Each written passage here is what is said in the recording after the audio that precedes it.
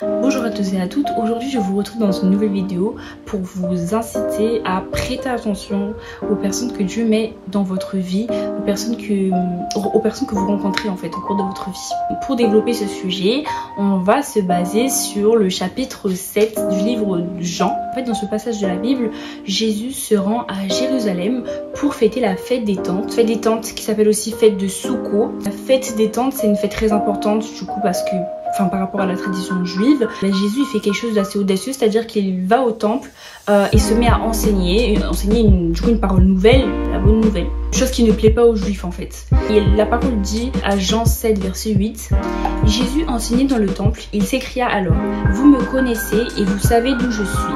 Pourtant, je ne suis pas venu de moi-même. Au contraire, celui qui m'a envoyé est vrai et vous ne le connaissez pas. Il faut avoir le contexte de la chose. C'est-à-dire que les Juifs à cette époque s'attendaient à recevoir le Messie, d'accord? Mais ils s'attendaient à ne rien savoir du Messie, à ne pas savoir qui l'avait envoyé, parce que forcément, s'il venait de nulle part, ça voulait dire qu'il venait de Dieu en fait. Sauf que Jésus, ce qu'il essaie d'expliquer là aux Juifs, c'est que ils se trompent. Les Juifs pensent connaître l'Éternel, et c'est vrai. Je veux dire, ils connaissaient, ils avaient l'Ancien Testament, ils connaissaient le plan de Dieu, ils savaient que le Messie allait arriver, mais ils ne connaissaient pas comment les circonstances, comment Dieu en fait allait amener le Messie sur terre. Et c'est ça qui les trompe dans leur connaissance, parce qu'ils pensent avoir la certitude, ils sont vraiment convaincus que Jésus n'est pas le Messie, parce que ils sont sûrs de leur perception des choses, ils imaginent les choses d'une certaine manière, mais Dieu les surprend en fait. C'est pour ça qu'ils sont perdus, ou en tout cas qu'ils le prennent soit bien soit mal. Et ce que Jésus essaie d'expliquer aux Juifs, c'est que malgré le fait qu'ils connaissent tout sur lui, c'est-à-dire son origine, son identité, ça veut pas dire qu'il n'est pas un envoyé de Dieu en fait.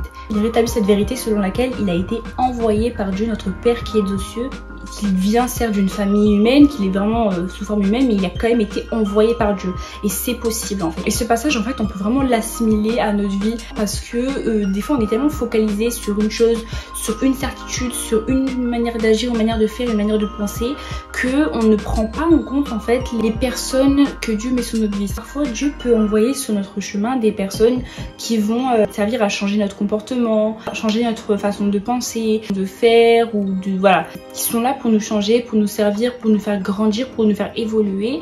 Mais comme on est trop focalisé sur notre chose, où on veut pas écouter justement, comme je parlais dans la vidéo, l'ancienne vidéo, on veut pas écouter les instructions des gens qui nous parlent, où on veut pas se laisser aider. En fait, on gâche un peu la bénédiction que Dieu nous envoie, parce que des fois Dieu parle à travers des personnes, et quand Dieu nous parle, il faut prêter attention, parce que forcément ça nous sert, ça peut nous servir, ça peut nous avertir sur des dangers futurs. Quand Dieu parle, il faut l'écouter, parce que c'est forcément utile pour nous ou pour lui, parce que Dieu cherche aussi à ce qu'on porte son fardeau, à ce qu'on soit utile à sa parole. Donc quand Dieu parle, c'est forcément pour quelque chose, et donc c'est important d'y prêter attention. Et parfois Dieu peut nous parler à travers des personnes, et si on n'écoute pas ces personnes, si on leur donne pas de valeur, ou en tout cas on pense que ce qu'ils nous disent est inutile, eh ben on n'entendra pas la voix de Dieu derrière, on fera pas ce que Dieu nous demande, on rate des choses, on rate des instructions, des bénédictions, et c'est vraiment dommage en fait. Et tout ça parce que parce qu'on est resté focalisé sur notre façon de penser, nos convictions,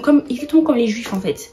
On est resté dans nos propres pensées, et on rate les choses, et on a le cœur fermé en fait, on a le cœur fermé. Je vous invite, et moi je me compte dedans, vraiment je nous invite à ne pas rester focalisé sur nos propres pensées, nos propres convictions, à ne pas faire comme les Juifs en fait à l'époque, mais plutôt à avoir le cœur ouvert, la pensée, l'esprit ouvert en fait, à recevoir les instructions de Dieu, à recevoir la parole de Dieu, toutes les choses que Dieu veut qu'on comprenne, qu'on sache ou qu'on fasse, qu'on se laisse instruire, qu'on considère vraiment les gens qui passent dans nos vies, parce que des fois ça peut vraiment être très subtil. Ça peut être par exemple quelqu'un qui vient vous voir dans la rue, ou quelqu'un qui vous raconte sa vie.